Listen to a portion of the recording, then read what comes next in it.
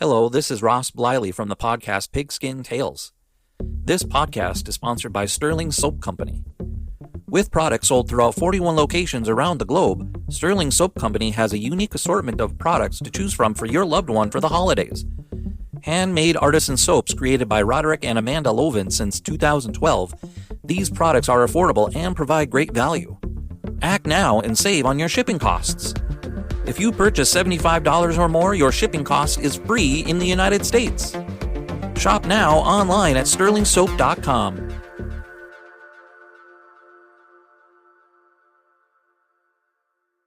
Hey there, sports history fan. This is Darren Hayes, host of the Pigskin Dispatch and Jersey Dispatch podcast. I hope you've enjoyed another great episode here on Sports History Network. Now, speaking of sports history, this episode was brought to you by Firefly Books, and they have two great ones for you this summer. For basketball fans, they have the NBA 75, The Definitive History by author Dave Zarum, who's appeared on our Jersey Dispatch podcast recently. He tells about the experience, the thrilling journey of the NBA, from its humble beginnings to its modern glory. Uncover the untold stories of triumph, controversy, and the greatest stars of the game. This isn't just a book, it's courtside seats to over 75 years of NBA history. And for the golf enthusiasts, swing into The Golf Round I'll Never Forget by Matt Adams. Relive 50 of golf's most memorable moments through the eyes of the legends themselves. From Garcia's triumph at the 2017 Masters to Nicklaus' miraculous 1986 comeback, it's the closest you'll get to walking the fairways with golf's greatest. Get your summer read on. Grab a copy of NBA 75 or The Golf Round I'll Never Forget, available online or at your favorite bookstore. This podcast is part of the Sports History Network, your headquarters for the yesteryear of your favorite sport. You can learn more at sportshistorynetwork.com. Hello, sports fans, and welcome to another edition of Yesterday's Sports on the Sports History Network. From 1957 to 1971, the Baltimore Colts never experienced a losing season. They played in 4 NFL championship games, winning 3 of them.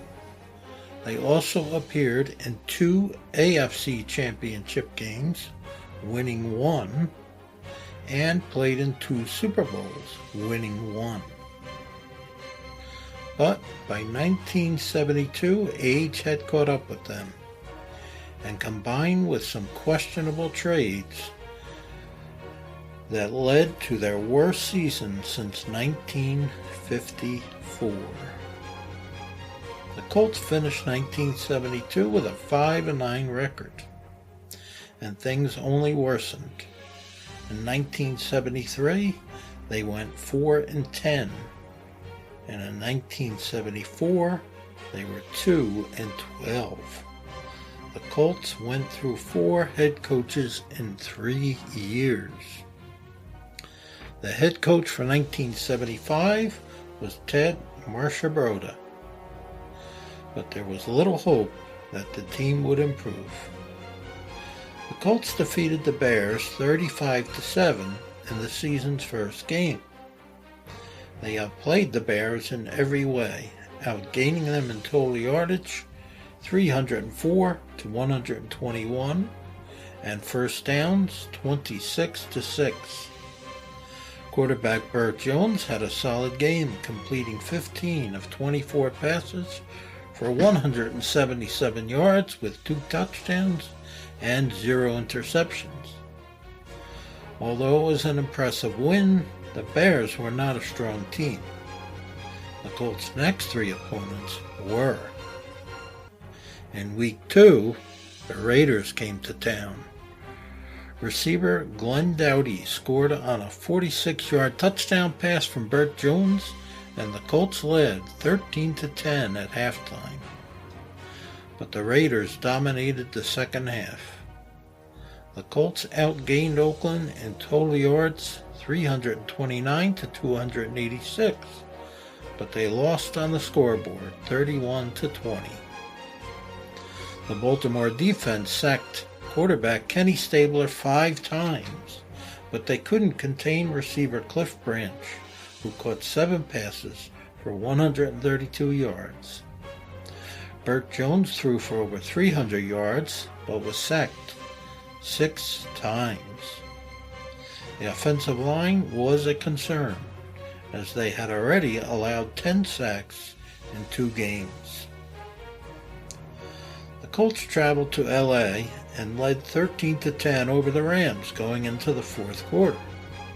But the Rams scored 2 touchdowns in the fourth quarter to win 24-13. The Rams outgained the Colts in total yards 424-239. The Colts defense couldn't stop the Rams' passing or running games. Rams quarterback James Harris completed 16 of 22 passes for 294 yards, with 108 yards gained by receiver Harold Jackson. Rams running back Lawrence McCutcheon gained 95 yards on 20 carries and scored a touchdown. The Colts started strong with a 14-0 lead in the first quarter against the Bills in Week 4. They still led 21-10 in the second quarter, but the Bills' offense took over and ultimately won 38-31. The Colts defense couldn't stop O.J. Simpson or receiver John Holland. Simpson rushed for 159 yards on 32 carries and scored 1 touchdown, while Holland caught 6 passes for 121 yards and 1 touchdown.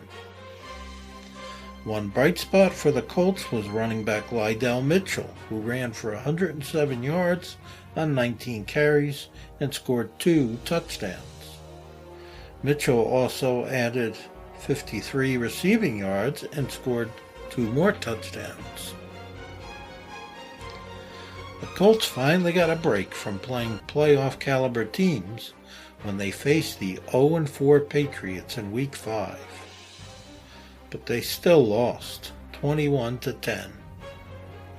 The Colts defense held New England to 74 yards passing and sacked Jim Plunkett 5 times, but they couldn't stop running back Andy Johnson, who gained 124 yards on 18 carries and scored 2 touchdowns. The Colts offense was awful, gaining just 130 yards in total offense and allowing 6 sacks.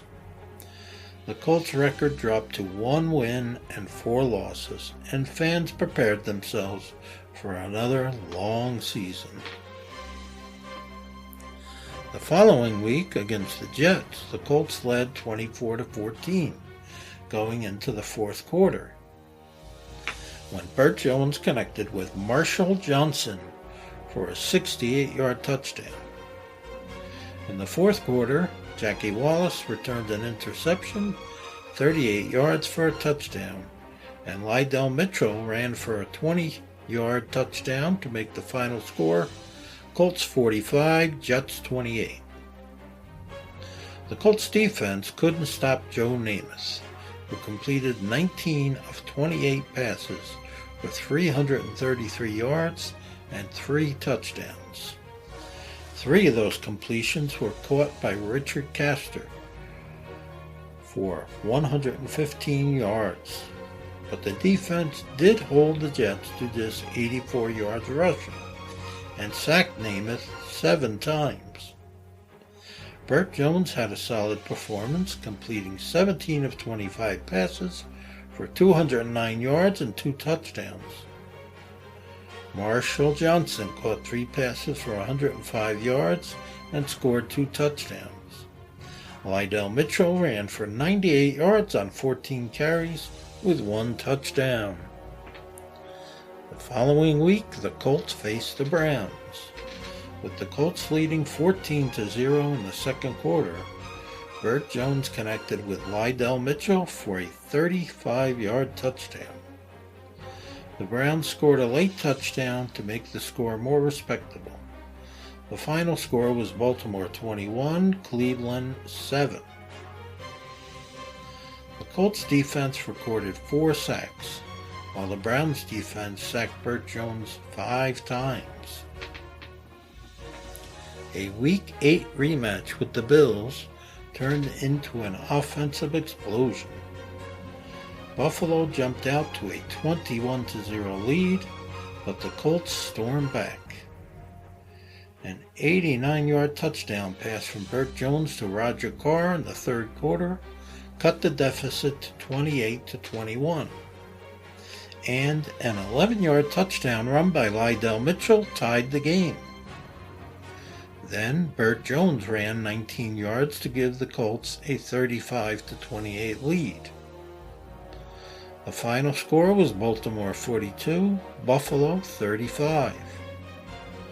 The Colts gained 498 yards, while the Bills gained 418. Bills quarterback Joe Ferguson threw for 234 yards and 3 touchdowns. Bills receiver Bob Chandler caught 7 passes for 118 yards and scored 2 touchdowns. O.J. Simpson ran for 123 yards on 19 carries and scored 1 touchdown. He added another 71 yards receiving with 2 touchdowns. Burt Jones had a big day, passing for 306 yards on 22 attempts with 2 touchdowns. Roger Carr gained 136 yards receiving, while Glenn Doughty gained 102 yards. Lydell Mitchell ran for 112 yards on 27 carries and scored 2 touchdowns. He also scored a 3rd touchdown receiving.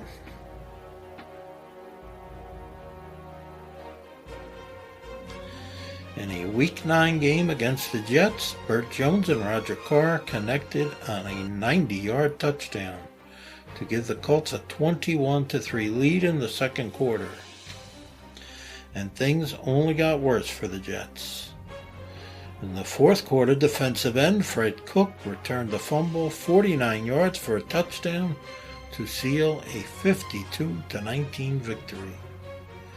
The Colts offense totaled 502 yards. Burt Jones completed 16 of 22 passes for 277 yards with 3 touchdowns and was starting to look like one of the league's top quarterbacks. Joe Namath, who had torched the Colts defense just a few weeks earlier, completed only 9 of 26 passes for 194 yards and threw 2 interceptions.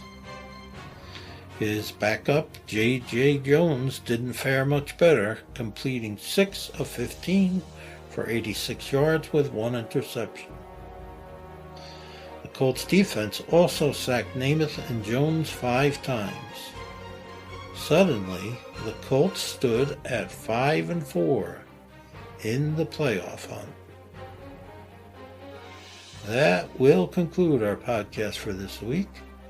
Join me again next week, and we will have part 2 of the Baltimore Colts 1975 season. Thank you, and God bless. This podcast is part of the Sports History Network, your headquarters for the yesteryear of your favorite sport. You can learn more at sportshistorynetwork.com.